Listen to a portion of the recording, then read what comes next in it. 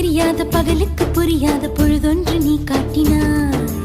இதயத்தில் நீ இருப்பதனால் நான் தூங்கும் நேரத்தில் என்னுள்ளே தூங்காமல் நெஞ்சுக்குள் வாயாடினாய். கண்ணாடி நீ கடிகாரம் நான் உன்னுள்ளே ஓடோடி வாழ்வே. காதல் எனும் கடுதாசி நீ என்றென்றும்